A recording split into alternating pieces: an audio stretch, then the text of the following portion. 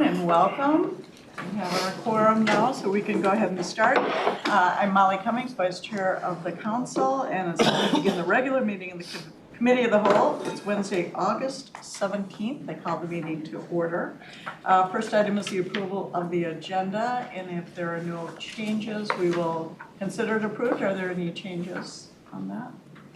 Seeing none, we will assume it is approved and move on to the approval of the minutes. Is there a motion and a second to approve the minutes of June 1? So moved. Second.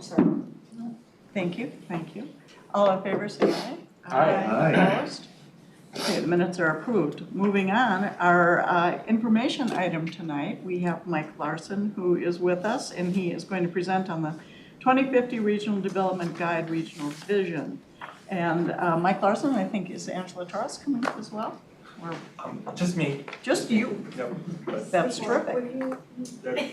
I have my support group. Great. Bossy. Welcome. Thank Thank you you. for being here. Thank you. Good afternoon, Madam Chair and council members. It's good to see you again to continue. My name is Michael Larson. I'm planning analyst in local planning systems in the community development division. And I'm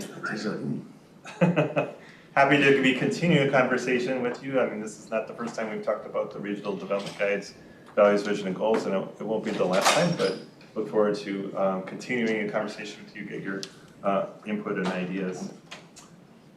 So what I'd like to do with you today is do a little bit of a review and recap of where we've been. Want to reinforce the council's approach to shared language for its policy plans, and to start to explore with you get more concrete ideas for what may form the basis of regional goals for the 2050 Regional Development Guide. So this Lania Ross and Water Resources created this beautiful, very colorful graphic that shows that perhaps maybe you've seen before in other contexts. It really shows a distillation process for regional planning that arises out of what I would call knowledge building and exploration process that leads to more specific goals and policies as we proceed forward.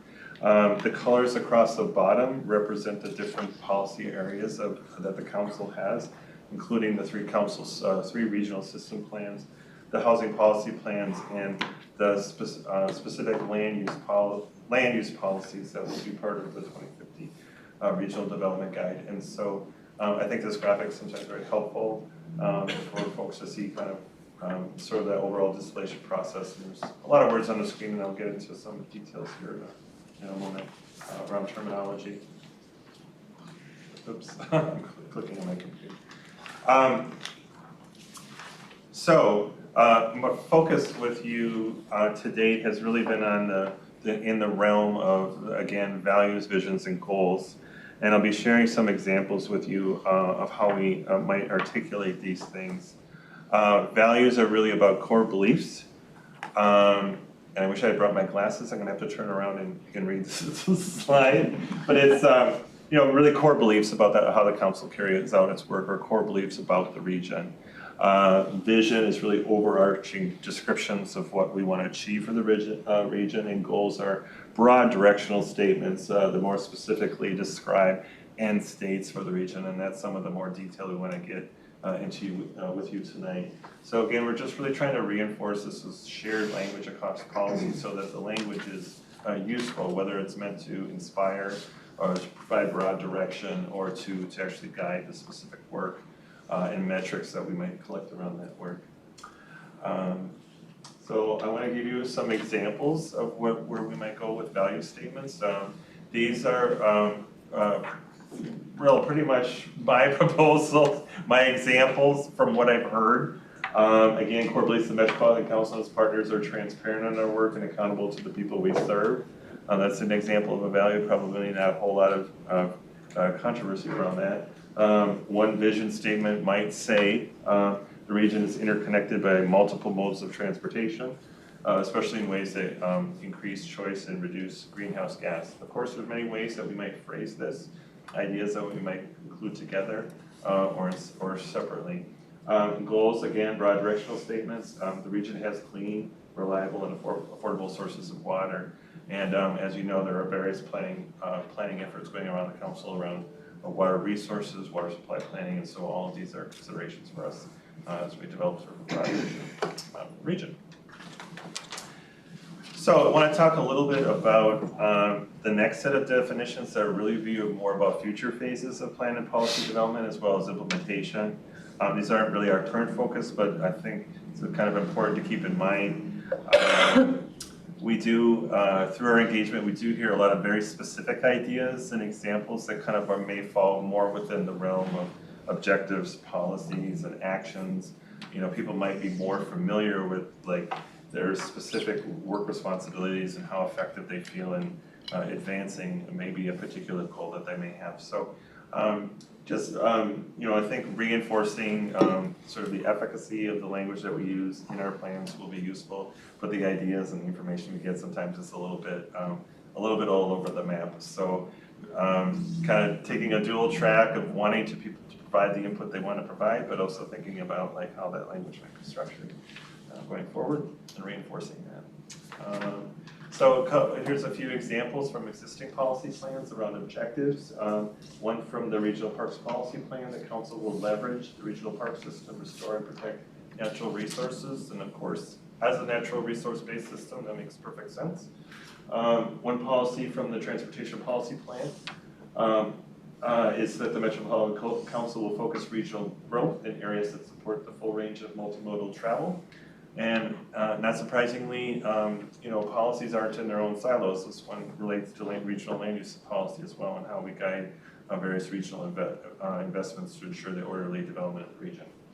And actions are things that we might do on a day-to-day basis, and decision-making and budgeting and allocation of other resources. Council and regional transit providers will use regional transit design guidelines to and performance standards to manage the transit network, to respond to demand, and to balance performance and geographic coverage. So more of the kind of day-to-day, year-to-year planning that happens with implementation. So so we've had a lot of conversations with different groups, including you, mostly you know, the usual suspects of the various council engagements that we have with the various advisory committees we have. We will continue to do so. We see a lot of universe of thoughts and ideas that can be roughly translated into themes, and from there we can start to consider maybe how we want to, the language that we might want to use that make most sense for us. Ultimately, I think we want to capture the spirit of what people the spirit of what people are thinking in kind of the clearest and the most concise way possible. One of the challenges that we have is that we have a wealth and a breadth of perspective and experience, and we hear lots of nuanced thinking and thoughts that, you know, kind of are part of the conversation, and sorting that is, we learn from that, we develop relationships with people as we talk about those things, and we kind of can build collaborative partnerships as we sort of struggle a little bit with the language. So I think the process of doing so will pay dividends in terms of our plan's effectiveness in terms of outcomes. So you had, I've shown you this slide previously. This may be familiar to you. I mean, the words you see on the screen are value words that we've heard from you and others. And you know, we've tried to kind of organize them into sort of related thoughts. In the near future, we'll have more of a concrete set to start to review, more of a complete set of language, but I wanted to show you kind of what we were thinking in terms of where we might go with some of these ideas. To give you one example here, keep looking at my computer. In this example, we zoom on these words related to like we hear about priorities. We hear about focus and making sure that we're effective at our work. So whether efficiency or efficacy is the word that we want to use. And so I think we want to translate this into value statements that would be more or less representative of what the example on the screen, that the region is effective and efficient in its work, prioritizing the most important challenges and opportunities. So that's the kind of language that I think over time we'll start to see as proposed language, and get your feedback whether or not that captures the spirit of the values that the region has. and whether or not you might have suggestions for that. Here's another example. Around a set of ideas, the region is bold and innovative, bringing creativity, cultural competence, and innovation to our work. We're starting to share some of these ideas with staff, and so of course, when given an opportunity to wordsmith, there's a lot of different ways that we might be able to say something along those lines. We have another set of values here we showed you before. They're more regarding the region itself, the people, the businesses, the land uses, the infrastructure.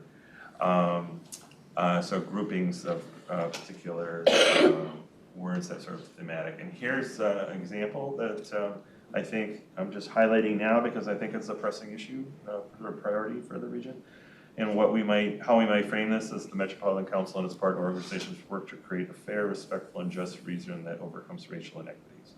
So, again, if that's a statement that resonates for folks, that's the kind of something that we would want to move forward with. If we don't quite capture it, we would certainly want to, we will want to hear that as well. Here's another example. The region values its natural resources and works to ensure their resilience and sustainability in the face of climate change as well as regional development. So I want to now move on to themes. You've seen this slide before. There's many different things that are important to folks in the region, including yourself. Not surprisingly, we often hear about the elimination of racial inequities, creating a region where people feel welcome, where they feel valued, where they feel safe. Certainly a theme that's especially been the case over the last few years. Ensuring the economic potential of the region by valuing entrepreneurship, as well as what a term inclusive growth model, I think, is a term that's used to describe valuing the diversity and the potential of the diversity in our region. Ensuring that as the region develops or redevelops, that natural resources, including natural resource systems, are either protected, preserved, restored, using those opportunities to enhance the natural environment, how we relate to it, and how it serves us. Again, another theme that there will be increasingly better options for mobility and accessibility, particularly those without personal vehicles. That may be through infrastructure or technology or services, ensuring that there are affordable housing choices and workforce opportunities throughout the region, and that the region's various places and destinations are vibrant and help create a sense of community. I think it's important. I think the last one here is that, about priorities and that our public investments focus on priorities, maybe not exclusively, but we do invest in priorities related to climate and sustainability as well as equity. So I would imagine that these themes, or as well as some version of them, would eventually end up in the 2050 Regional Development Guide. Maybe they're not worded quite this way, or maybe they're organized a little differently. Maybe there's something on the screen maybe there's something missing on the screen that we want to emphasize. But I would expect that these would be reflected. Okay, so so in a couple of minutes, want to begin a Menti exercise with you. So we'll take this PowerPoint down and we'll start a Menti exercise. Hopefully, I think you've all got your tablets. So we want to start to get your specific ideas about what are those end states are for the region, get a little more specific. Staff at the council want to support your continuing conversation around this process. And forthcoming as policy planning. Staff would also like concrete ideas and direction from you about what you think is important, that we can respond to what I've been calling kind of a virtuous cycle of input from the council, how we can continue to meet your needs and inform your conversation, what data you might need or focus to help refine your input. So when we begin our exercises, I certainly want to be as bold as you're comfortable with in your thinking, as specific as you can be about what you think those end states might be for our region. And again, although we're kind of wanting to reinforce the definitional language too, we can always find a home for ideas and language that might not be quite gelled. So I don't want to discourage broad ideas and thinking. And so we've also begun kind of a similar process with staff with subject matter experts for them to think about from what they see as staff, whether it's surface water management or water supply issues, or from people working in the transit system or economic development, housing, affordability and such, to get their thoughts and then in turn share those ideas with you and compare those with your ideas and input. So these are the themes that we'll go through with you in the Mentee in the form of a question. We'll get that to a second. I do put other at the end of the theme if we are missing something, if you think something's not highlighted and it really needs to be, I'd like to know that as well. So before we begin, again, I just want to emphasize kind of the language again. Where our emphasis has really been around values and vision, core beliefs, and what we want to achieve for the region. Where we are today is start to get some ideas and articulation around desired end states, however that might look.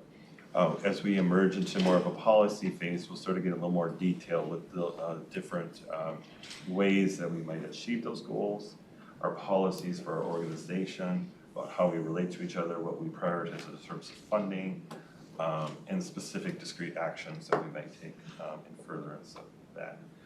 So, Madam Chair, I guess I will, that's me and my email address, if you didn't already know that. But I will move back to those themes. And Madam Chair, to ask you, I'm happy to entertain any questions about clarification, or happy to also just launch into the exercise. I want to leave as much time as you can for your conversation. Okay, questions? Before we move forward? Let's do the exercise. Yeah, you excited? I feel like any questions will probably evolve I don't want to keep statements. talking at you. After a while, it's sort of uncomfortable. So I do have to hook this up here to shift gears. I might have to sit in the corner. There we go. Thank you. Okay. And we'll go over here. Hopefully Greg is paying attention.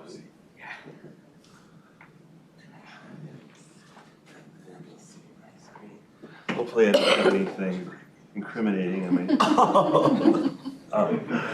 So I did spend some time working ensuring that. So on your tablet, I'm going to make this full screen here in a second.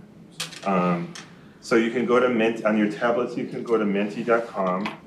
Hopefully, I think you've probably all done this before, right? Yeah. And then enter that code where you can enter questions about that. So what I want to do is give you a few minutes to start entering your ideas. Is it M-I-N-T-E? Yeah, MENTI.com. Mine's not loading. Probably because everybody tried to do it at the same time. Perhaps. How are your others doing? I'm on. You're I on? haven't entered. Yeah, we won't rush you. What's the code? The code is on the screen, but it's On the top. 16. I can read it to you. If you want to, 1685 203. 203. Yeah. And as you, I'm in. yeah. Now you've mentioned ideas on this issue before, so I acknowledge it's not the first time, but I want to revisit it. Oh, this one. Is it, did you, My personal iPad will load, but the other one won't. okay, well, take your time. So hopefully the ideas will start to populate. There we go, public health. I really should probably laugh.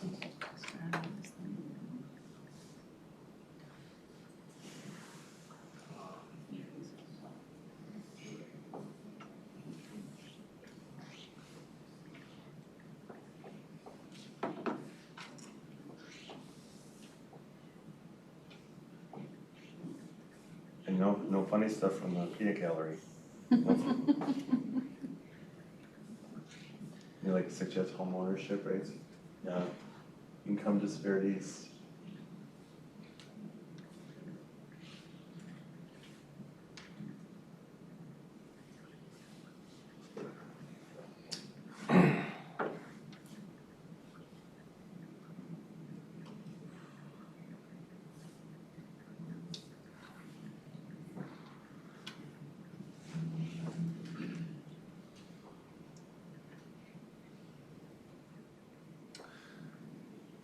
Air quality, I'm sorry, should I let you focus or mind if I make a commentary as I see things?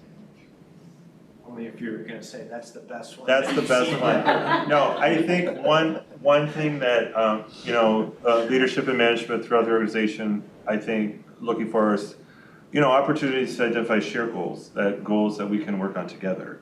There certainly will be activities that may not have very much to do with other work divisions or work units, but certainly we can frame things through different lenses. Safety on the bus.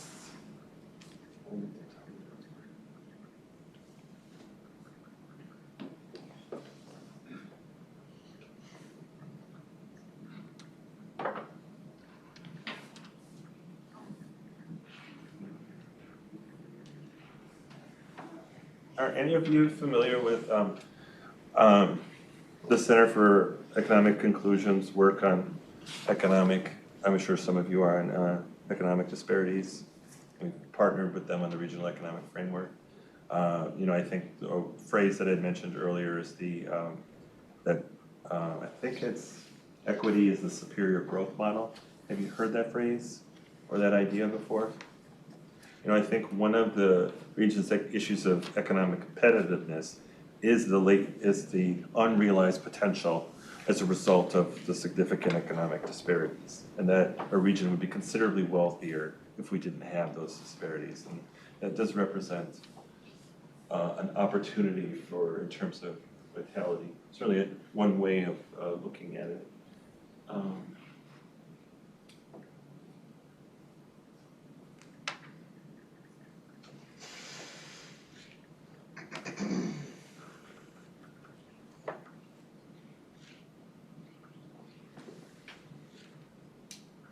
So one of the wealth, I think, the disparities in wealth is something that is kind of a generational planning concern, and fortunately our plan does look out at least one generation. I was just wondering if anyone has any ideas about, I don't know if we had a particular case example about wealth disparities, but both wealth and income disparities are exacerbated by economic shocks like the 2008 recession as well as the pandemic. In our work with the Center for Economic Inclusion, I think one thing we heard was how progress by BIPOC communities can be wiped out very quickly when we have these economic shocks because their recent income increases and wealth increases are more vulnerable than. Something to think about in terms of our approaches and expectations. A lot of ideas here. Would anyone like to elaborate on what they shared? Again, the more all these are great. The more concrete, the better. Where we can, what's the word I'm looking for? Assign resources like strategy, objectives, and we can actually measure it. In 1 year, in 5 years, in 10 years, we could say what's the wealth gap this year? And have we made progress on it? I know Hannah looked at the data recently as a result of the pandemic, but I don't think it's good. And how we can help recovery around that and think also about how to ensure that doesn't happen yet. Well, I put it, Yeah. if I could, I put air quality. Yeah, and talk more about that, please. Understanding that BIPOC communities have, some BIPOC communities have terrible air quality, which leads to asthma, high asthma rates, which leads to not attending school. It's related to public health and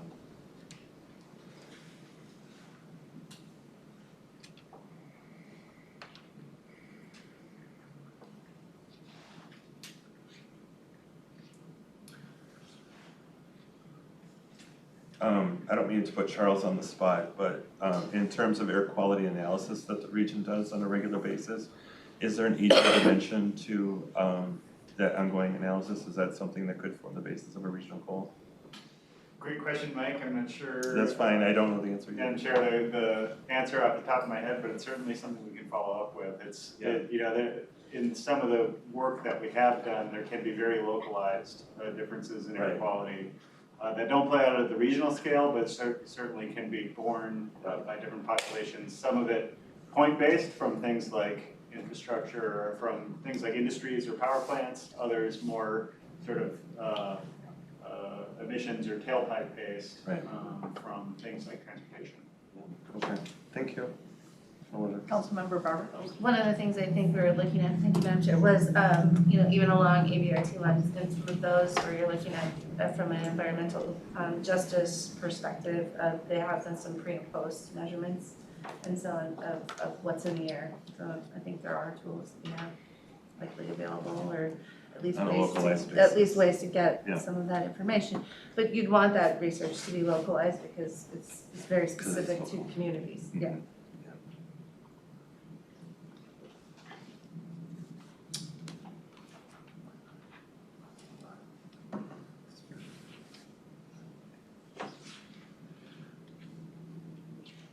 I think, this is particularly an area where I lead with this because this is an area that is so significant and so important. It really does provide an opportunity to develop a better understanding about how we can move the needle and what has to happen to move the needle in partnership and with others. Obviously, we, workforce development models and the lessons learned from workforce experience on wraparound programs for participants. And, there's lots of ways that we might be contributing to, an overall effort. And I think we have opportunity in the regional plan too to articulate that, who, if it's the responsible or lead party is not us, who it is. And I think one of the things you said in your introduction too is the language and the importance of language, and it's critical, certainly. And that we're all, when this is done, that we're all using the same language to mean the same thing. And as I'm reading these, it's really interesting because I'm thinking many of these could mean something different to people sitting around the table. And so sort of synthesizing that into a universal language Yes. is very challenging. Chair Cummings, it is challenging, and one of the things I try to keep in mind is that it is fostering, I think, better partnerships, a better understanding of what our coworkers are doing, how our coworkers think. And while we might have very different disciplines, developing a set of a shared language, some kind of vernacular that's similar, we understand each other a little better. This is interesting. It's going to be, are we going to be able to see this? Yeah, we'll keep it, yep, we'll document, we'll share it back, yeah. You ready to move on to the next question? I think we're ready. Okay, great. Is everybody ready to move on? Is there, Ready to move on. There are 48 questions. Oh. Yeah. Oh, okay. Okay. Yes, sorry. So this theme, who needs to feel more welcome or safe in our region, where and when? Thinking about, what does that look like?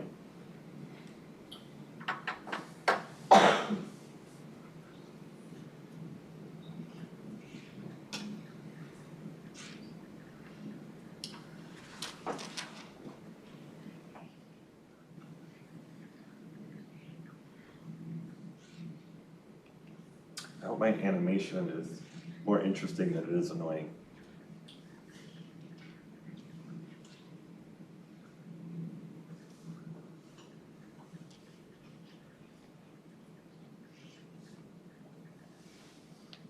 It's supposed to suggest a river of progress. Let's see what we get here.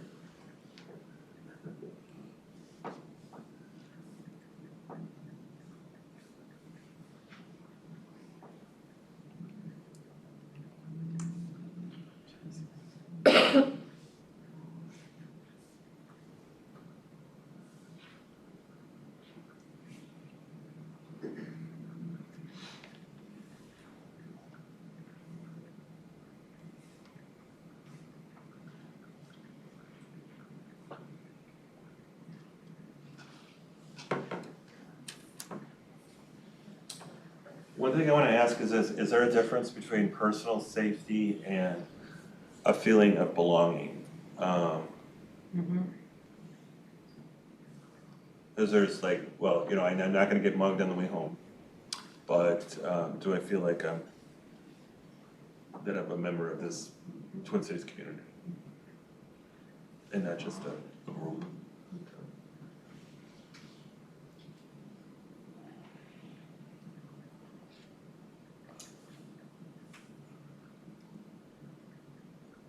And I know Greater MSP works on trying to get people to move here just because, you know, people move here because of a job and then really like it, but they don't, you know, we perhaps don't sell ourselves. We've got a lot of recent negative stuff, but we don't sell ourselves as close as we can.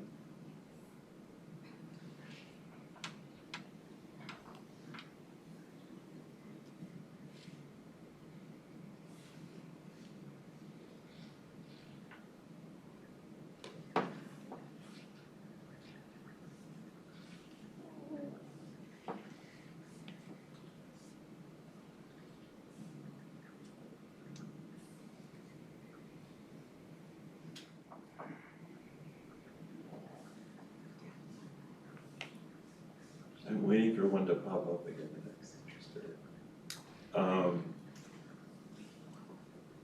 Maybe I can do that myself. Oh, this one here.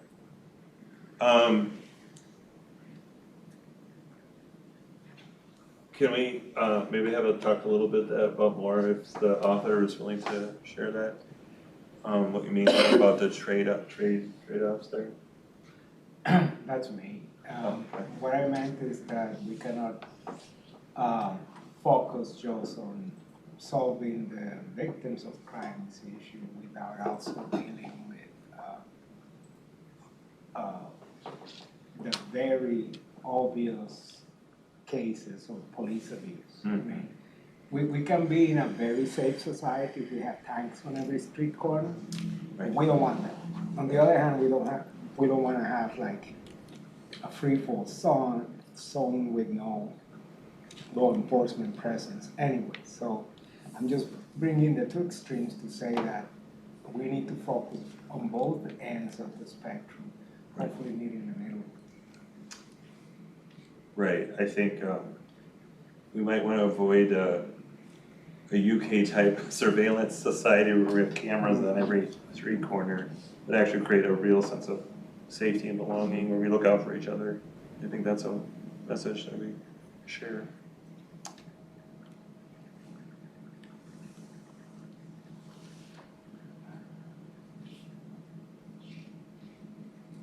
Law-abiding transit users, that's me. Well, still here. Anybody want to expound on what they see or what they've shared?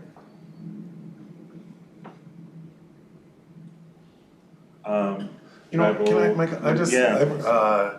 I was trying to keep my mouth shut, and I just couldn't do it. Just so Do on it. this, No. I'm trying. Please. But just on that last interaction, and and I think it's fair to say we don't want a, UK style surveillance society, but I feel like that's putting a block in something before we even sort of start talking about it. Okay. And I mean, I for one would feel safer in a Okay. UK-style surveillance society, and I think people in the UK probably feel safer that they're Yeah. on camera Yeah. 900 times a day or something like that, you know? And so it's, I'm not saying that's the direction we wanna go. Right. I'm saying I don't feel like we should put a block. And I'll just tell you, I represented on Minneapolis City Council the sort of anti-government ward, and people were really touchy about, there was a lot of concerns about police behavior, but about surveillance. And when we got to a point where we started to implement camera systems, they started in my ward, not surprisingly, and I was just braced for all kinds of pushback from the community, and it just didn't show up. And the first system we put on was along Bloomington Avenue, and we got more educated, more sophisticated, and about interoperability and stuff. But then when I walked down Bloomington between like Franklin and 24th, which was unlivable, before the cameras were installed, people would literally come out of their homes and their businesses and say, thank you for putting these cameras in. So I don't wanna presuppose that people feel a strong about any kind of safety solution. Well, I occasionally will, assert things, and push things a little bit, and I've got a thick skin, so don't feel like you can't challenge maybe Cool. my perspective on it or what I see. And I'm also of the belief too that we can have maybe competing ideas, hold them together. Right, Yeah. agreed. Yeah. Thank you. And I appreciate Robert speaking up, because I kind of bristled at that Oh, you did? too, Okay, but okay. I didn't say anything, and we actually had some privacy advocates flip out when we put better cameras on the trains with real-time camera systems, which is something we should have had a long time Right. ago. But people are like, oh, you can't do that because, people will lose their privacy. It's, okay, you're in a public place and we're using it to catch criminals. We're not using it to keep track of where people are and turn them into their boss if they go to the Twins game instead of going to work. I mean, it's, we're using it to find murderers in 26 minutes. Or to prevent Yeah. murders, right? Right, and so, Well, great. yeah, and, Well, I'm quite pleased that I provoked something. yeah. And I really saw it in a lot of, like I said, it was like anti-government central in my ward, and people prioritize safety over privacy. I mean, I just saw it time and time again. Well, and if you're just moving the criminals somewhere else so they're victimizing somebody one block over, you haven't really accomplished anything. But having a place where people can come out of their house and not worry about being abused in some way Right. is Right. important. I mean, Yep. you can't build wealth if somebody's wrecking your house or stealing your stuff or, stealing your car and starting it on fire somewhere like happened today. I mean, it's just crazy stuff going on right now. It wasn't at my house, was it? Never looked at the news. Should we move on to the next question? Okay, great. See if I can poke the bear in this one. What do you see as our biggest regional economic opportunities or challenges?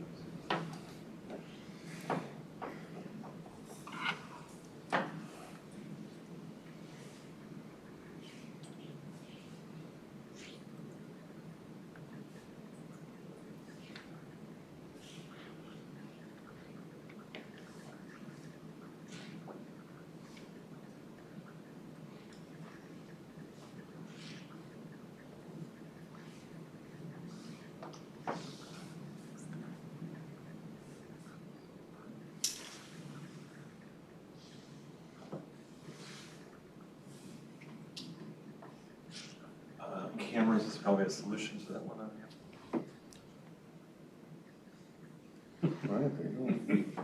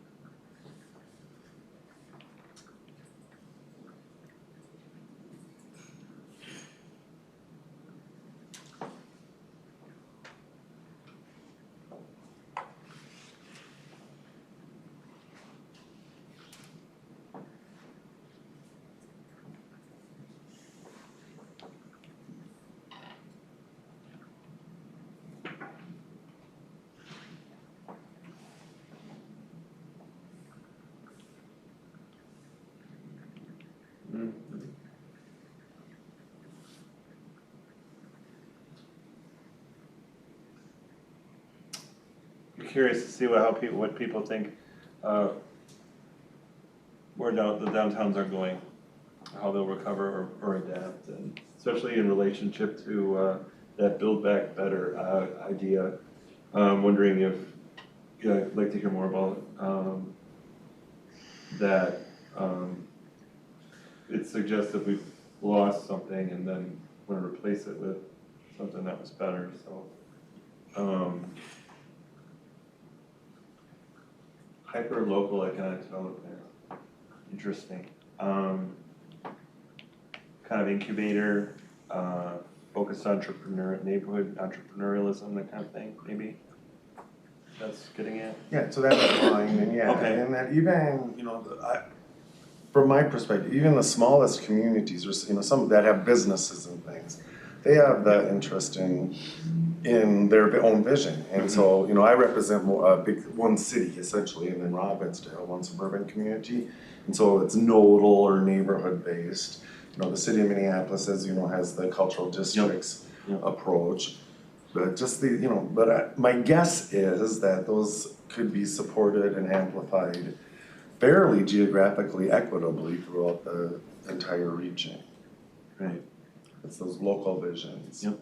I guess it's acknowledging the local community knows best. I noted that the pandemic has caused so much disruption that provides an opportunity for us to build back better and more equitably. But there's so many unknowns. But, with so much disruption, you're almost forced to make some changes. Right.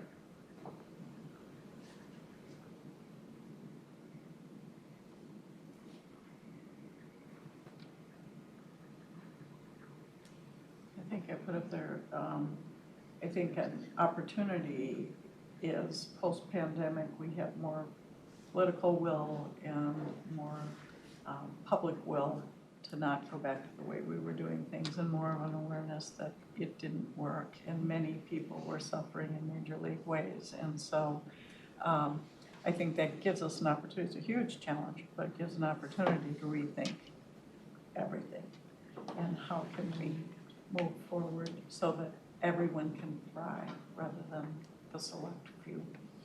Councilmember, may I ask, when you say everything, what maybe is the first thing or two that comes to mind about kind of doing thinking? What happened? Maybe, there we go. About doing things really differently. Is that around Housing transit or housing? opportunities, home ownership, the Yeah. ability to build wealth, transit, certainly the access to jobs, medical, grocery, all of those things. And in addition, I think the other thing when we talk about transit that we don't talk about very often, we talk about the people needing to get to their jobs and to the doctor and to the grocery store, but this is a culturally rich area that offers so many wonderful opportunities for individuals, and we need to find more ways that more people can take advantage of all of the things that we Right. have, that we do take advantage, many of us take advantage of and are able to, but that's kind of lost or way down on the list or something. But access to jobs, the new paradigm on how people are working, all of those things, I think. Housing, certainly. Councilmember Roper. Thank you, Madam Chair. I love your remarks. I think that is really spot on. But one of my key things that I put as a challenge is lack of public investment. And sometimes those aren't purse strings that we control. So how do we help try and, enlist others to help us to do that, or help other entities or convene the right people to, even if it's somebody else, to do some of these things. Helping support a case is something that we can do with policy or research. Yes. Thanks, again, so this is going a little off the page, but what Councilmember Barber just said, I really appreciate that, and and I had some other comments that I already prepared before we came here, and I'm not seeing quite where they fit in, but maybe I'll figure it out as we go. But it's almost like an implementation piece, right? And so we have this planning. I mean, one of my comments was, in a lot of the values or vision statements, it doesn't feel like something that a unit of government would say. It's sort of general, yeah, you know, it's great to live in a beautiful region that's safe and prosperous, or, you know, and placing ourselves as a unit of government in that statement, I think is important, and it gets to, in some ways, what Deb's talking about, I think, where what we do and what we don't do. You know, and we were just having a conversation before this about TAB, because lots of us have a lot of TAB experience through the years, and, you know, Deb does that for us now, and we're very grateful. And there was a big conversation about safety on transit and safety at transit stations.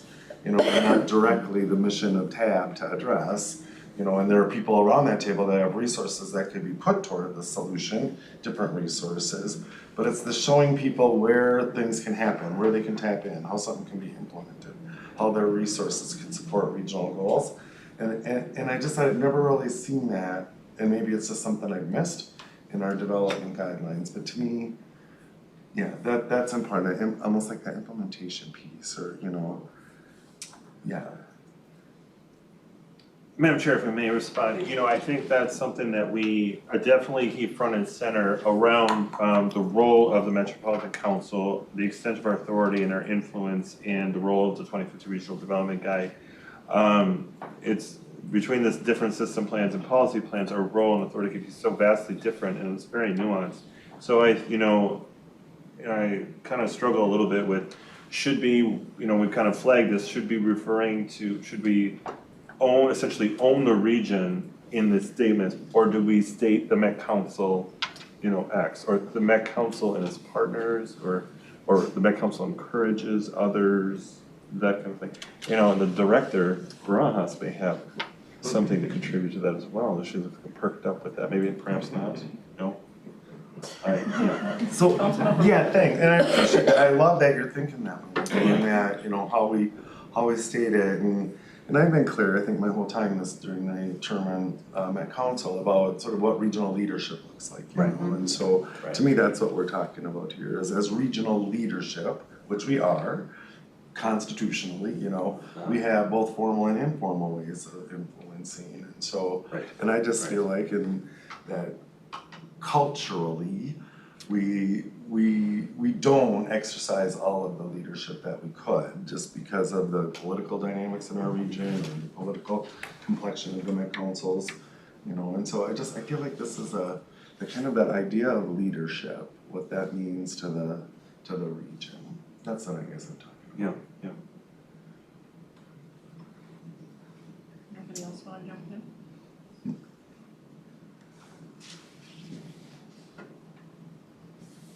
Do you have enough on that one, or we do the next question? Sure, we can move on. Yep. Happy to. Next question. What should the goals be for housing throughout the region?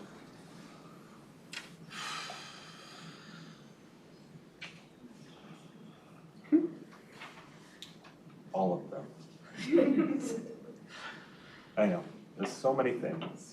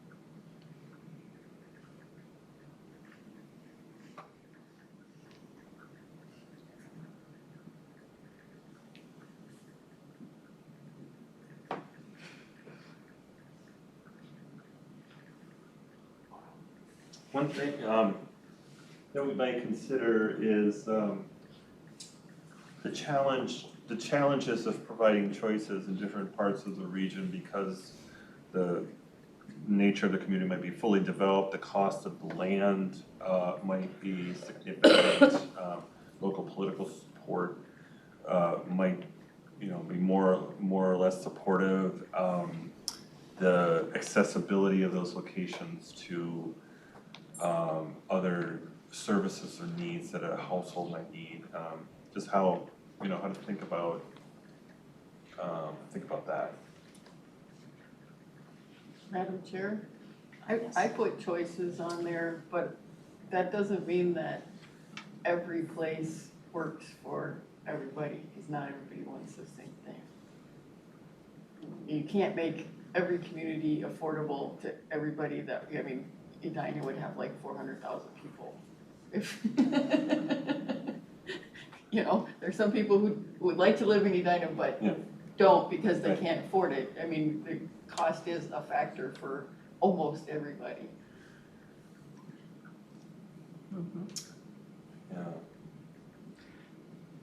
One of the things I think about is, the somewhat arbitrariness of some city boundaries, and some cities are quite small, some cities are quite large. The accessibility of a certain area from one part of the region to the other. Anoka and Coon Rapids versus Lakeville and Louisville. Those kinds of sub-regional. What does it look like at a sub-regional level? That's maybe not just a city boundary, but.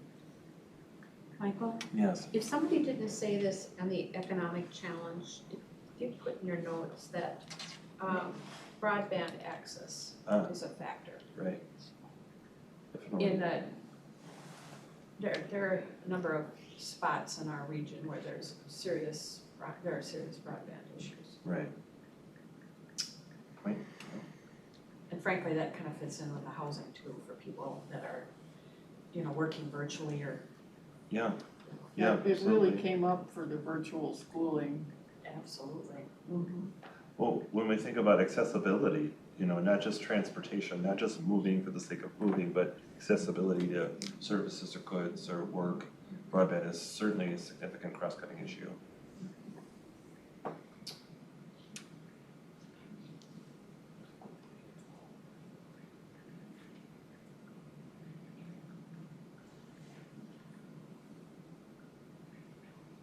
Has everybody had enough time on this one?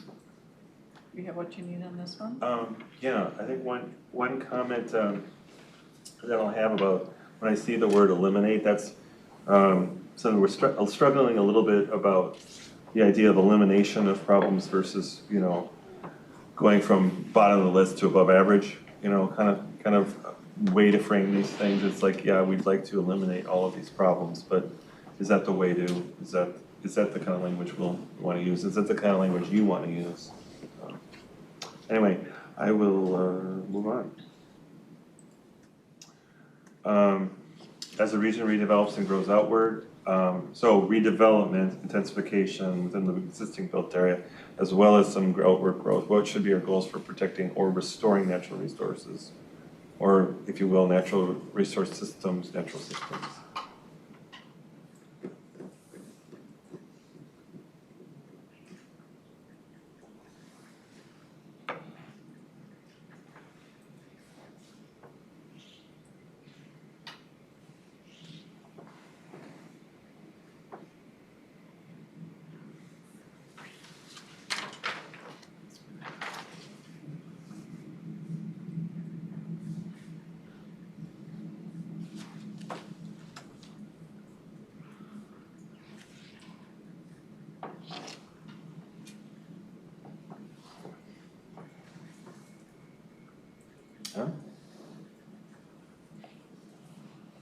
I like the concreteness of the goal, 25%.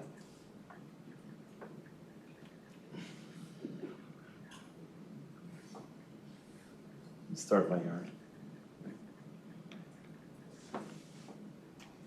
I don't know, I've spent $700 this month on having fallen branches from my yard, so. I hear you. I definitely hear you. Yeah. Take down big trees is really expensive. I'm at the number of your tree person will be. I think the estimates I got for removing a tree were like 14,000. Well, what's $14,000. God. I mean, there's a range from about 4,000 to 14,000. We have a really good guy who really undercharges us, and we fix his truck as sort of a, Oh, nice. Barter. but I'm not giving out his name because I don't want everybody else to wear him out. Fair enough. I will only charge 13,000. Okay. I was gonna say, I gotta be like. Well, I think we were Yeah, asking just right like after that. those two storms, and so it was like peak demand. I will say that there's a lot of passion amongst the technical staff and natural resources or water protection and that kind of thing for around this issue. So got a lot of participation. We had a good discussion in Mossack at our last meeting about what the rules are now compared to what they were 100 years ago. The rules, yes. Yes. Mhm. And how the area around Minnehaha Creek would probably look more like Hugo if it went under the rules today, as Probably. opposed to the ones that were around when that area developed. And Hugo isn't gonna look like Hugo much longer.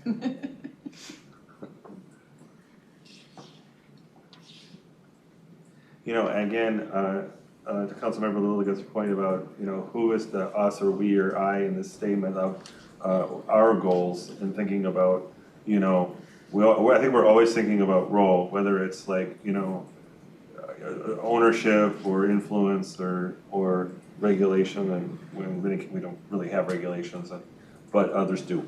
And so we can articulate maybe, the importance of the roles of others as a collective way to ensure integrity of the natural resources.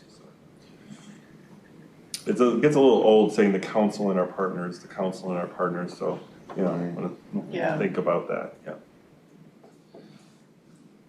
Well, and that would be an argument, Michael, for putting it up in sort of the values, vision kind of way, Right. so you don't have to be Right, repeating it. right, definitely, yeah. And I'm not saying that it's easy, I'm not. Right, no.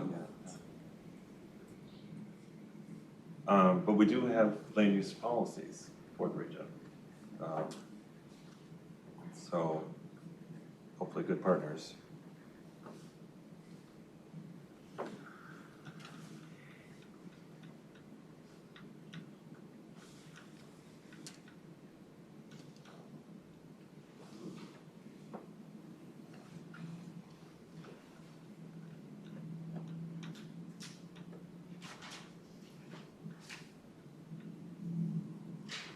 Practice what we preach, of course, always.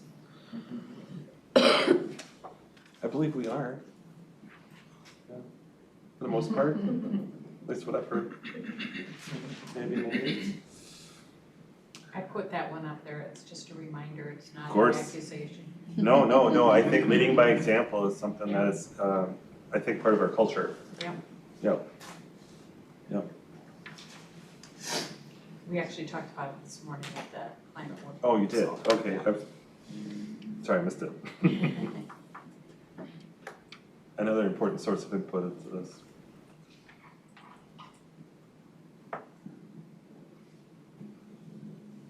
Oh, indigenous land care strategies,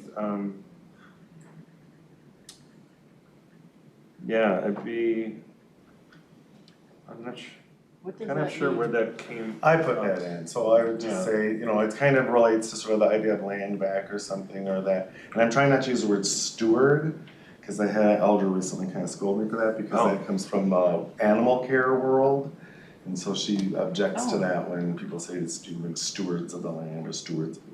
So anyway, so I was trying to dance around the word stewards, but just acknowledging that people lived on this land for millennia. Yeah. Without, destroying it, poisoning it, Right. through industrialization. And so what does returning to indigenous sort of methods? And, I think that in a lot of ways, a lot of the damage we've done to our planet, indigenous solutions are the solutions, and I'm not saying indigenous, to this country, everyone's indigenous to somewhere, right? It's just sort of the distance you have since colonization or since your culture was, colonized, and so just sort of everywhere. So I guess it goes back to that kind of local thing as well. There were people taking care of this land for thousands of years, and they did a better job of it than we're doing. Do you have suggestions as to how, this is the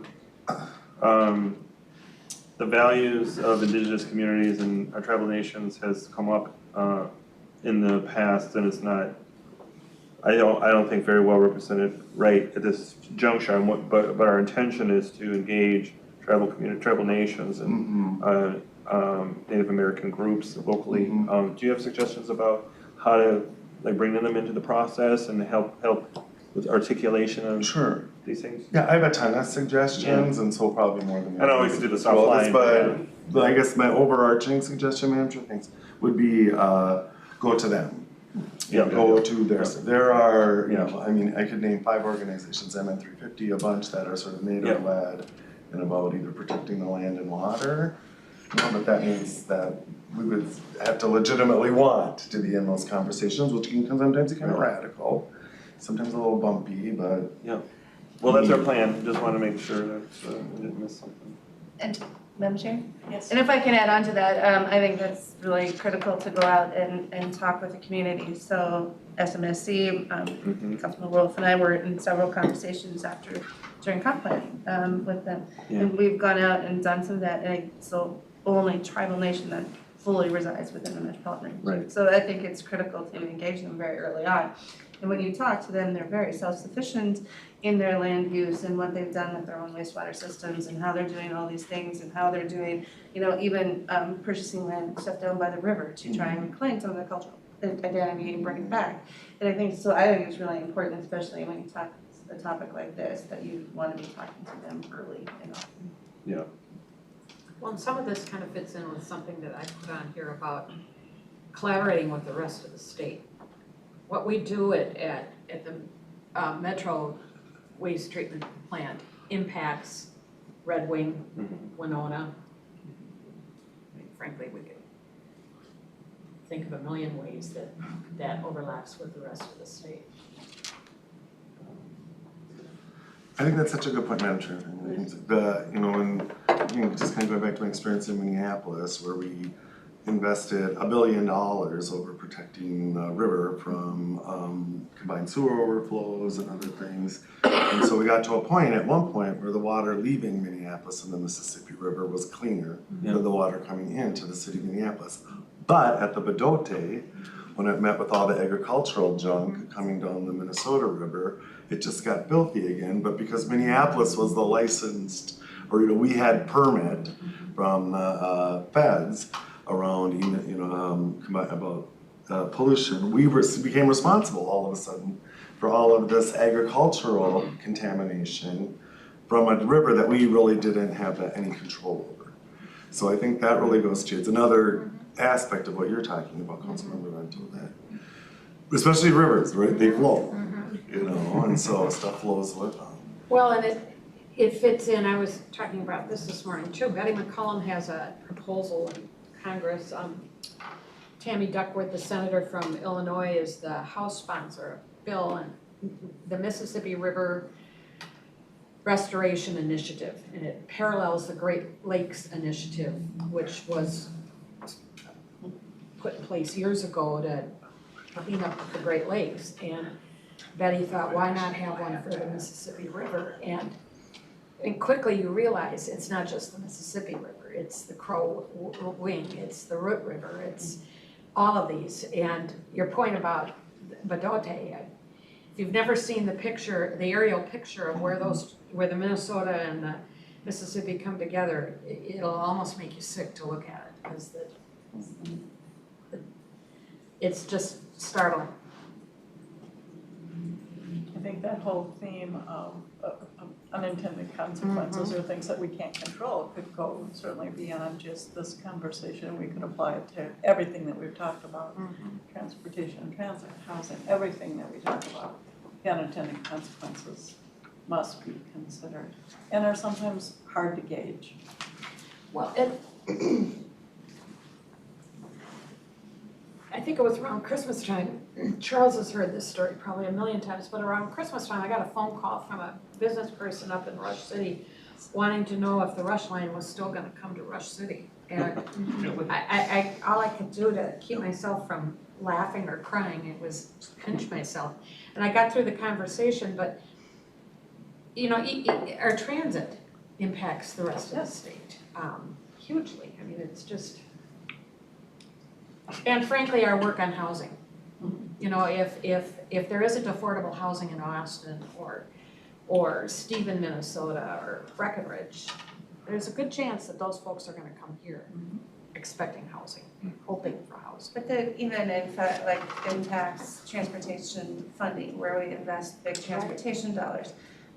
Use Highway 212 as an example, and he's gonna just ignore me because she's heard this so many times now.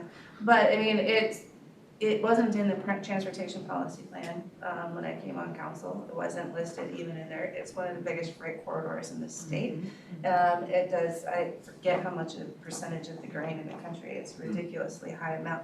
But it had significant problems because it was 4 lanes to several and then it went down to 2. And so it was just a huge mess. Well, got it into studied and researched, and it got highlighted as one of the freight corridors and designated truck corridor, gets in the transportation policy plan, and then you turn, now the segments to fix the road are being fixed and being expanded to 4 lanes. And that is not, it's a huge impact to the state, it's a huge impact to the economics of the metropolitan region and all these things. And it's really how do you, I mean, we've had this conversation, how do you change something? It's slow, I'd love for it to be faster, you know, but it's that sort of thing. But it's impactful for the whole state. It's just one road. Great. Very good example. Madam Chair, I have 4 more slides. Is that all? We're almost to 48. Serious? Time flies when you're having fun. Yeah. So, just 4, so I can advance if you'd like. Alrighty, go, next one. Okay, it's kind of broad, but how can the transportation system better serve the region's people and economy?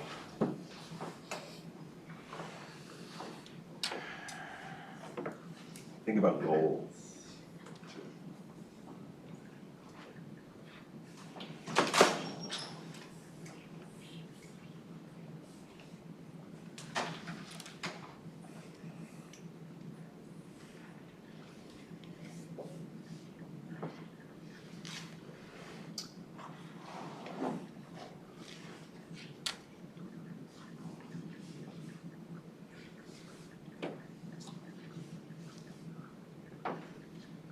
I'm gonna defer all hard questions to Charles. Sign here. Here, I think the river kind of shows the freight movement. Yeah. Waterborne. I thought it was like so many, it's metaphorical for so many things. It's a working river too, it's not just recreational. The Friends of the Mississippi River has one of its founders, who's still a board member, worked for years in the barge industry. And every year when the Friends would have their annual fundraiser, they would contribute a barge ride. And that barge trip was one of the biggest money drawers for the live auction. People would go nuts over that opportunity.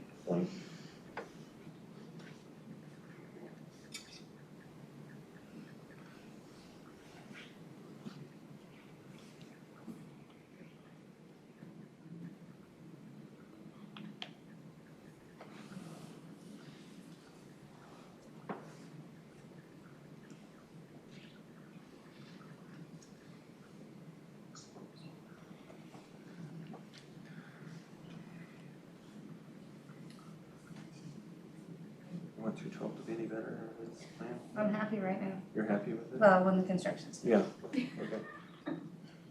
right now. 169 you didn't need Perkins, maybe? Don't even get me started. I think it's the only principal arterial that actually saw an increase in traffic during the pandemic. I believe that's true. Really? What It's, caused that? it's always. I think it's still a lot of freight and delivery and You talking about 212 again? So it's the 169. biggest break are 212, 169, and 13. And so, especially like with an Amazon warehouse during a pandemic off of 169. I mean, that's, right now, I can guarantee you, any time of day, you'll stop on the way home. So because people are at home buying more. Straight. Yeah. I mean, that's really interesting.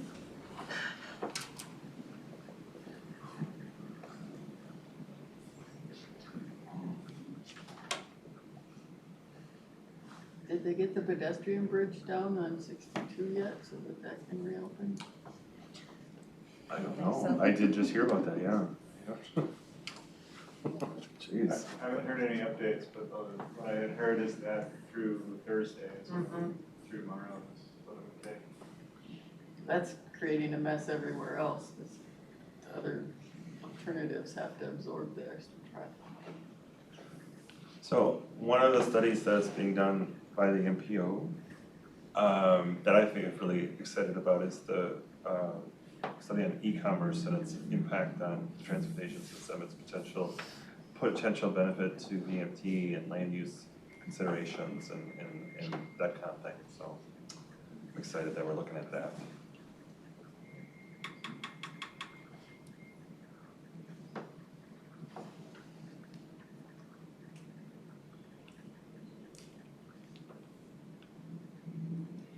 I'm just curious, Mike, are we coming up with things that haven't been brought up before, or is it sort of expanding? There are no new ideas. That's what we're here for. Ever.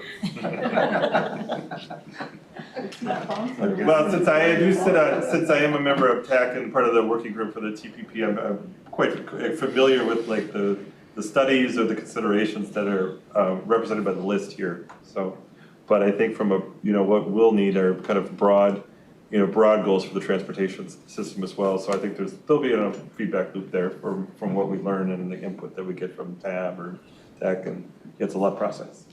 Yeah. But I was hoping like we'd get like 50% VMT reduction. You could just throw that in and we could run with that. I just put. It's probably a little high, a little bit high maybe, I don't know. Like, I'm just gonna keep chuckling. oh, 50% by 2050, 50 by 50. Yeah, don't go anywhere half the time.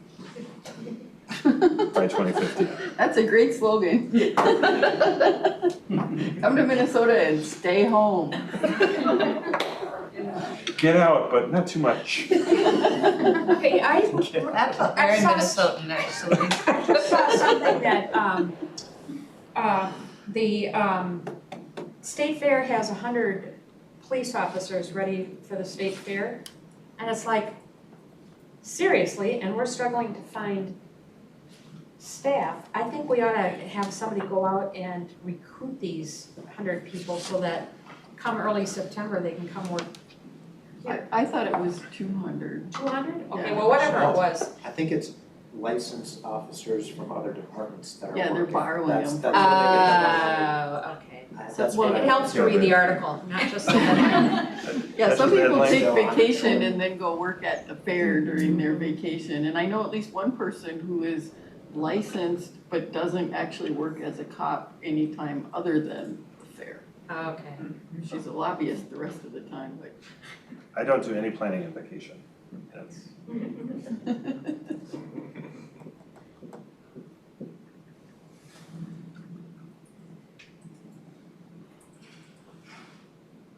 We still working on this one? it looks like it. I'm seeing fingers. Stop poking people so we can go on to the next one. We could probably get you out here a little early. Is this going till 7? I think? Well, we can't see any of the extra ones anymore because it's not Oh. bouncing up and Come down. on, get rolling. I followed directions, Michael, and put 50% Oh, there's a VMT lot. reduction by 2050. Yeah, I don't know why it's not. Well, anyway, apologize for this one's not scrolling. I thought I had checked them all, but 50% reduction by 2050. No. It's good to have goals. Can someone elaborate on what the existing heavy rail opportunities means? Is that shifting freight to rail, or Where is is that passive? The one, it says look at existing heavy rail opportunities. Is that passenger rail? Is that what we're? Anybody wanna own up? Oh, okay. No, yeah, passenger rail. Okay. Looking at that now, yeah, those are the free, All right, cool. some lines rather rebuild. New infrastructure for lines.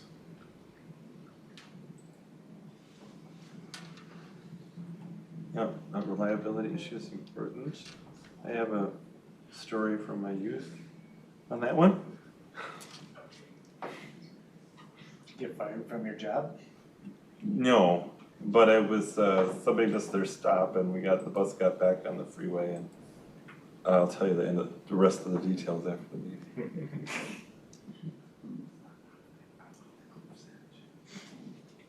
He was distraught because he thought he might get fired from his first job. Yep. Yep.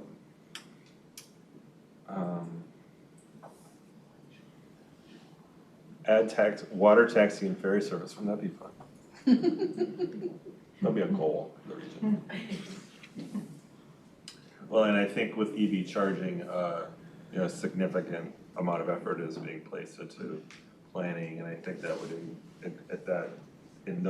we probably establish goals for coverage, certain coverage areas. Okay. So if they do a water taxi, I will take the express over to Minneapolis and then water taxi to Psycho Susie's. That'll be one of the stops. You'd have to get transferred because you can't use the Lockman Greenway. Oh, that's right. Oh, that's right, so much for the working river, sorry. We'll have to find another. Get off one water taxi and walk to the other side. Minnesota's maybe more the working river. I could do a tour of the Stone Arch Bridge and then. Yeah. There you go. Well, it's really I've interesting. never been to idea. Psycho Susie's, so that's my. Have you been there? All right, next one? Please. Okay. Where are there opportunities to enhance community or economic vibrancy in the region?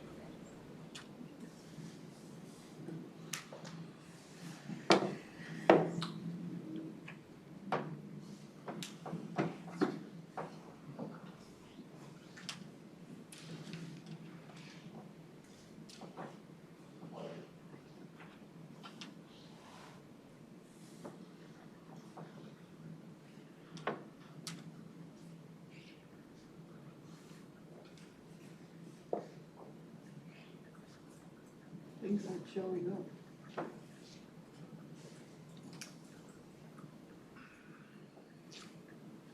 No? Did you enter something? No, because all I could turn is everywhere, so I'm being more creative than that. Oh, there we go, there. I think I'd mentioned, yeah, downtown, the health of downtowns and the recovery from the pandemic and changes in work and travel behavior. Those places might look like, or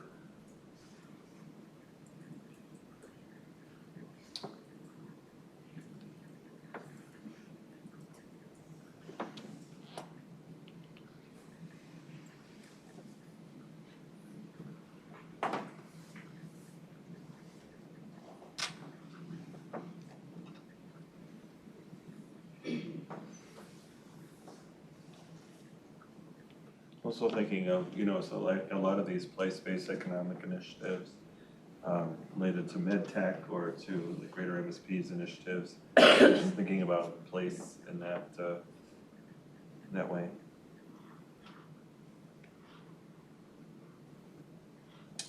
What's it called?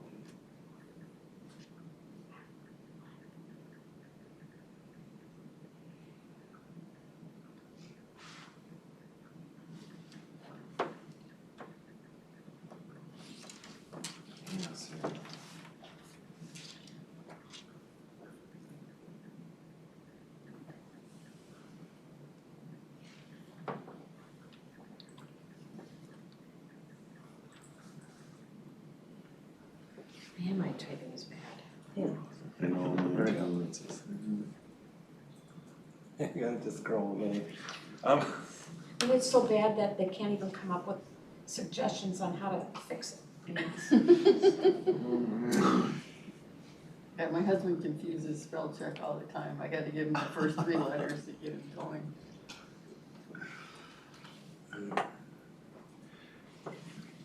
One of the ideas I think around regional goals by how we support these places, because I think research and practice, shows that these centers of activity are important for the regions, the dynamics of the region's economic health, and whether or not it's like the 212 corridor, it's a MedTech corridor, it's downtown Minneapolis, it's Opus, or those kind of things. The places that it works though are the ones that have champions on the ground that want to keep it nice. If it's coming from the outside, and you go fix it up, but nobody cares about it, it's just gonna get beat up and yucky again. Right, I think there is sort of an organic quality where you have stakeholders, including leadership, champions, as you mentioned, yeah.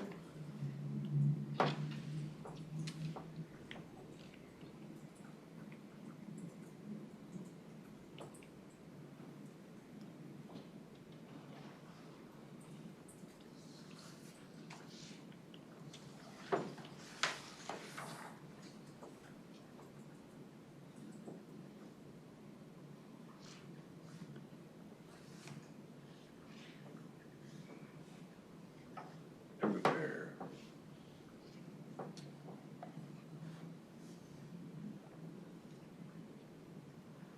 Culturally appropriate opportunities in parks.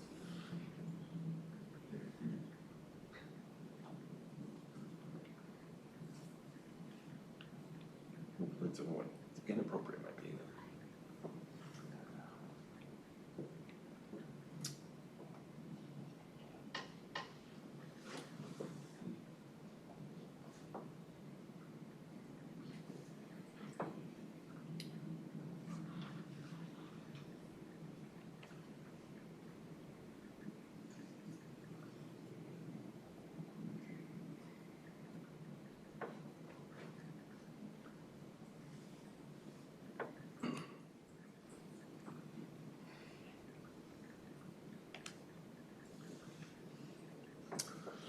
Yeah, Stellingen University.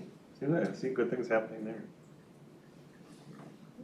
No small, I'm thinking Stellingen, the Stellingen University areas seems to be coming alive with the stadium and the housing businesses.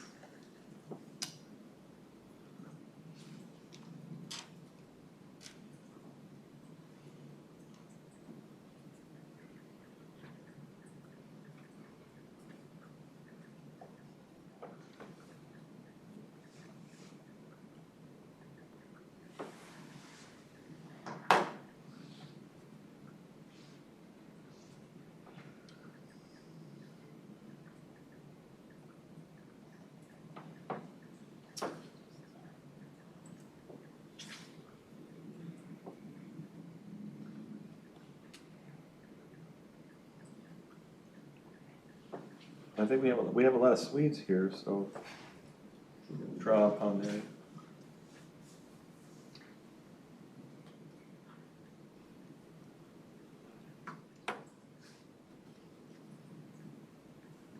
Everyone still going? You done, Sue? She's just tapping her fingers in. Anybody want to comment on what they see or what they're sure of? I Yes. I just have a question about what's happening in Sweden and Denmark. Yeah, why it's That's so different. I mean, I suspect that they have robust, like, for example, transportation systems without public safety issues. If that's just an example, I'm not sure, but why would that be? So why is Sweden better? So that was my comment. Anybody who's been to some of the major countries of Western Europe can see the difference in investment on education, health, and all other aspects of society, and it shows the result. I mean, there was the earlier comment about surveillance in the UK. Population of London is almost 9 million people. The crime there is a minuscule fraction of what we have in New York City or even Minneapolis. And the cops don't wear guns. But that's the result of a number of things that they have done through a number of years in making sure that certain things are addressed, especially on the poverty side. There's no alternative to that if we want to have a vibrant communities to invest on people. And that's the secret. And just think about 150 years ago, why the Swedes and the Norwegians came over. Their countries were actually the worst places in the whole of Europe. They were so poor, they had very few economic opportunities. That's why they came here. Same with Ireland. The reason why they don't do that anymore is because those situations change and they had no need to leave everything behind and come over to a strange land. I mean, that was the level of despair that those folks had.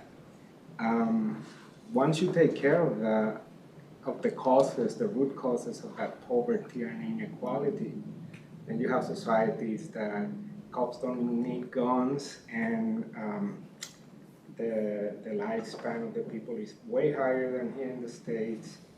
Crime is almost non-existent in many cities because of the investments they've done in the last 100 years.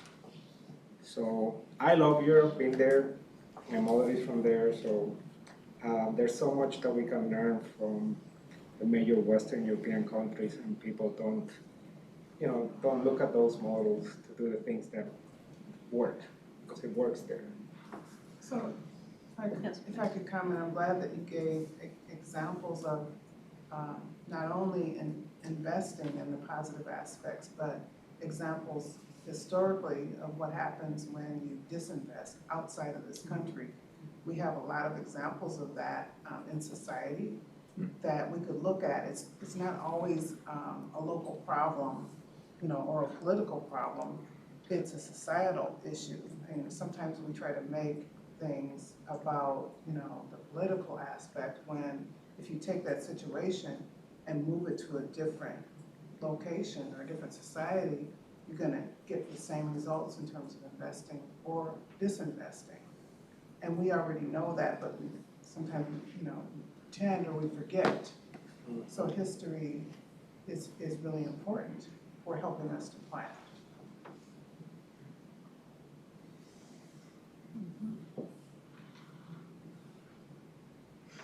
All right. Anybody else ready to move on? Next slide. I think this might be, yep, whoops. Whoops. You're done. You can't That was answer my that last one. question. Okay, so my last one. Hold on. This was one. Typical glitch. So I want to ask you, as we start to think about, becoming more concrete with material for your review and feedback, and as we continue to solicit input and ideas and stakeholders and build those relationships, what policy areas might be, how do I make this bigger? There we go.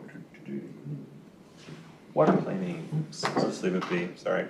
Yeah, where you, it be most helpful for your conversation versus things that you may be already very familiar with. I like the water planning right over the river there. Oh, I like what I did there.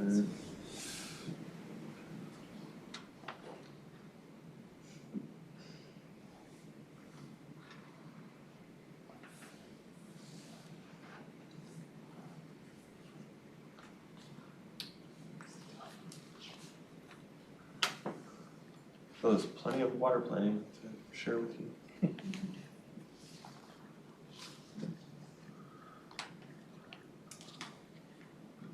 White paper. Oh, yeah, not very many characters here, it's just one word.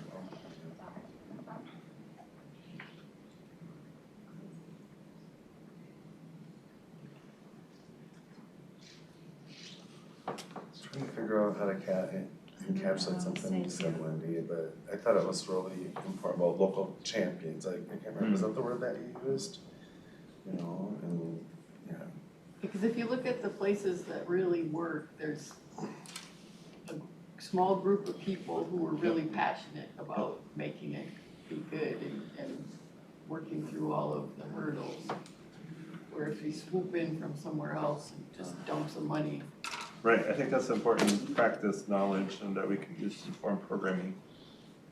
So like you said, we don't just dump money, but our funding, you know, things that really have the necessary components to be successful. I remember being on the train one time overhearing two college students talking to each other, and one guy said that he didn't like his neighborhood because it looks nice, but it's not safe.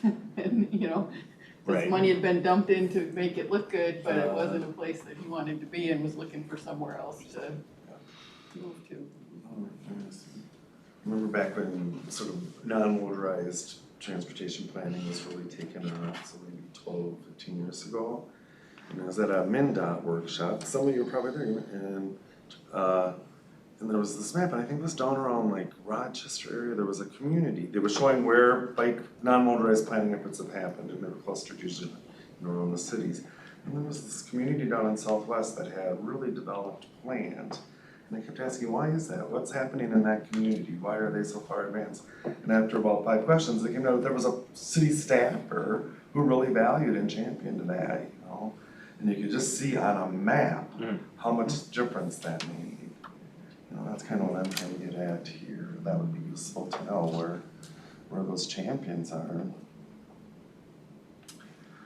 Yeah, from a goal standpoint, I don't know how, like, that's an important idea that I think warrants exploration and elevation. But in terms of change, we can't, like you said, money is just one component of it, policy is one component. Really, the passion behind it is key, this is essential, for sure.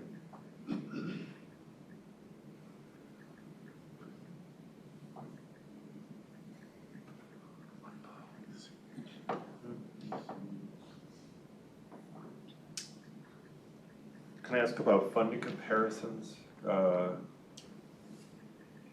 that means?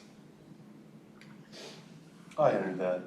I would just say that, to Deb's point, I mean, the challenge that we face as a region in terms of long-term, dedicated, predictable funding. How do we compare it to other peer Yeah, regions yeah. or The reliability, or certainty of the bounce, that kind of thing. regions that we feel like we're in most competition with? Right. I think most regions are jealous of us, but that's true. There's definitely, at least when I go to other places, they're like, wow, you have regional planning. Yeah, but you hang out with planners too, so. Guilty. Right, but we don't have, you know, I mean, one example would be, we have very limited dedicated transit funding, for example. And do we have, and what is our dedicated community development, you know? I mean, we created some of our most discretionary funding, right? But I mean, to me, that's kind of what that'd be helpful. Lots of goals and lots of things that even the legislature wants us to do, but no tails with funds, Yeah. right? Yeah, like regional park funding that's supposed to be 40% and is like 8 now. So that, I'm gonna put this down, unmet, what would we call that? State funding. Statutory requirements. You'd like more information on that? Okay. Statutory, Put a percentage mark there. Yeah, Save you. well, It didn't let me use special characters. Oh, it didn't? I tried. no specific, oh, shoot. Okay, good to know. So if you have things that should have had something as well. You can just shoot me an email with all of your special characters. You know, and again, the conversation I think is really helpful and useful and insightful. Some of this may lend itself to goals or vision or values, and some of this are just, I think, important, you know, food for thought about what's on your mind and kind of what might carry forward into, you know, policy discussions in the future. I have a hard hard time with this question because I feel like I have a lot of information, but I don't know what information other people at the table have that needs to be shared. Yeah. Or is there information available from other regions of the country, you know, that might be beneficial to us in trying to tackle stuff?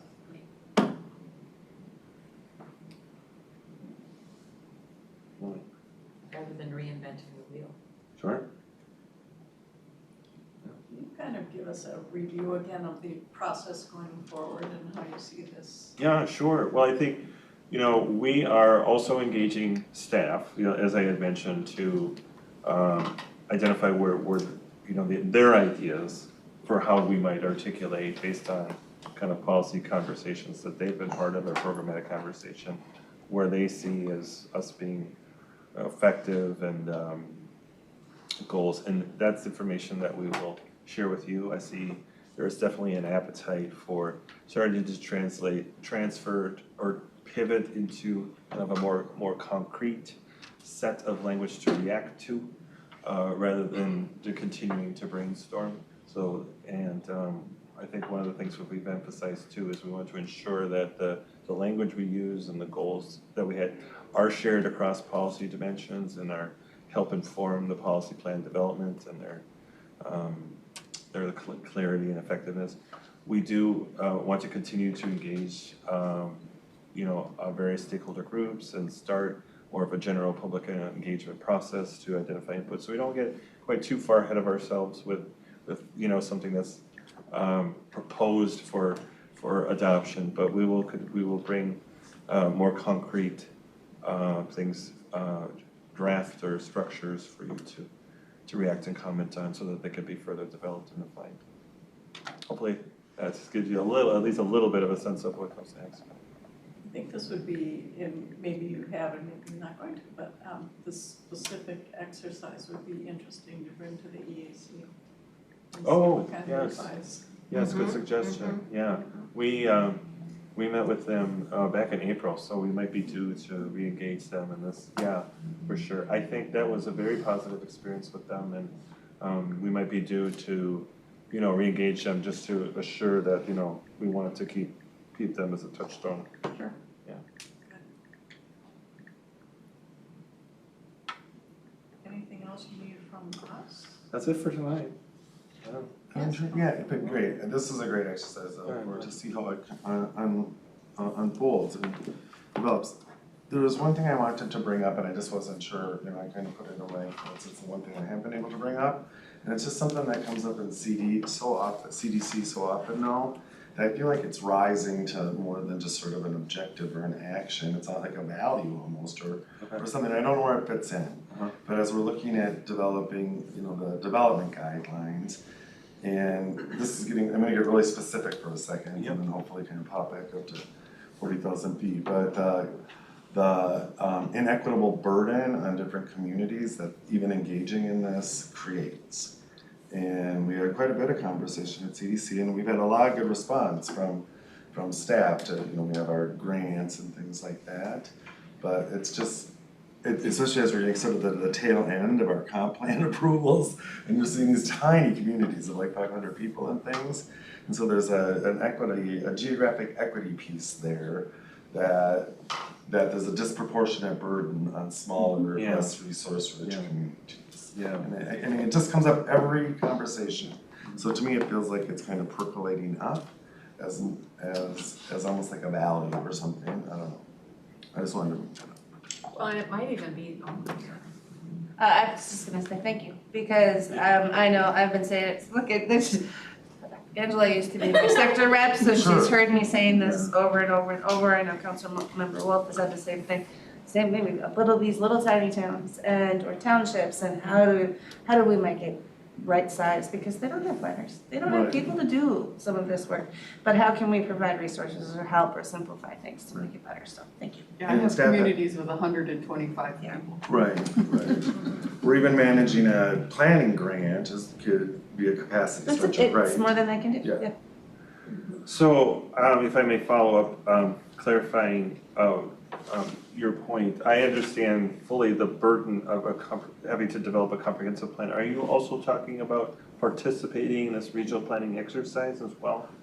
More the first part, Okay, but I think that okay. kind of relate, and so I guess I never thought of it, but it's like an unfunded mandate, right? And so, Yeah. Yeah. none of us in the Yeah. government like that, you know, and so, to me, there's this opportunity for more regional harmony if Yeah. some communities don't feel like we're burdening them, you know, with Well, their own that's- requirements. It's definitely in our work plan to make that easier, and at some point, we can talk about what are ideas and planning for that, yeah, to make that easier.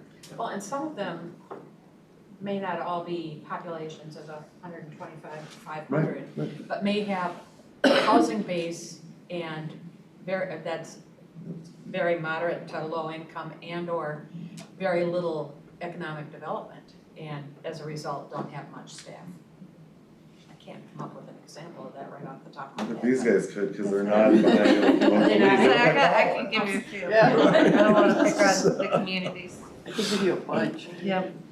Right, Well, and it's hard for them to even participate in any of this kind of stuff. I mean, Minneapolis and St. Paul have people that's their job, is to pester us and get their vision into the regional plan, where a lot of these smaller communities, they don't hear, they don't feel like they have any say. I remember being in a farm advisory group in Scott County years ago, when they were talking about a ordinance that the county was coming up with for having chickens. And it had that the chickens had to be in an enclosed building all the time. And one of the farmers said, God, I'd hate to eat the eggs that came out of those chickens. You know, what knowledge are we missing from those people? Oh, we don't know what we don't know. Yeah, and that's not a big deal for me. We got somebody from the township on LUAC. Because that voice, I mean, he drives from Laconia Township to St. Paul for meetings. And, you know, his passion, is a farmer whose passion is water, right? But it made a big difference to have that voice at the table. And, because in my time at council, I hadn't seen a township person on any of the boards, I don't know. well, it contributes to that narrative, right, that we're the big bad Met Council, you know, hammering down on all these Right. communities, so if there's a mitigation for that, or.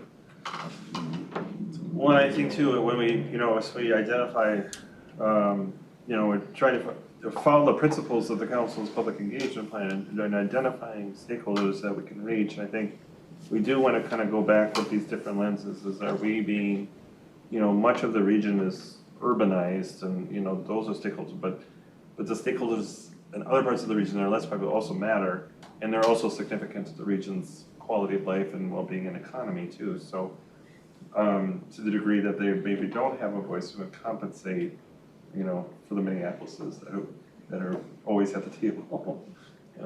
So points well taken. Thank you. I think, you know, everything we do has an impact beyond the major cities. That's just an excellent point. And we invite participation, and yet we put up barriers to that participation. And that does not bode well for our reputation, and it's certainly unfair, and it's certainly, you know, to your point too, Wendy, that we don't get the ideas and the input and stuff from everyone that we should to be the most effective agency that we can possibly be. So I think that's an important point. Thanks for bringing that up. And it does come All the every, time, I mean, we're talking every about all the time, meeting. that's why I just feel like it's more than just an objective, it's Yes, becoming like a yes. value. And this is the time to be looking at it and thinking about it, not after the fact, or not when you're bringing in next year's or next season's comp plans and saying, oh gosh, I guess we forgot. This is the time, let's bring it in now. Thank you. So, yeah, thank you. Anything else you need from No, us? I'm Mr. Lewis? thank you very much. I really appreciate your. That was a great your thoughts. exercise. It was terrific. So, thank you. Does anybody have anything they need to? Can I make a quick Yep, comment? please. The name of this program, Menti, in Spanish, mentir means lie. So, and when you say Can you tell I, us that after 2 hours? and when you say I lie, it's yo mentí. So I was completing this thing and thinking, I'm lying every single time I'm clicking on this thing. So Funny. yeah, that's all I was thinking through this whole thing. Yeah, and I have a Chevy Nova. Oh, yeah, not true. I don't have a Chevy Nova, that's like ancient history, but yeah. That's like a textbook example of Yeah. what, not, of not Yeah, try listening sell a to the Chevy Nova market, in yeah. this store. Not understanding your market. Okay. Anything else anybody wants to comment on? Otherwise, is there a motion and a second to adjourn? So moved. All in favor, say aye. Aye. Opposed? We're adjourned.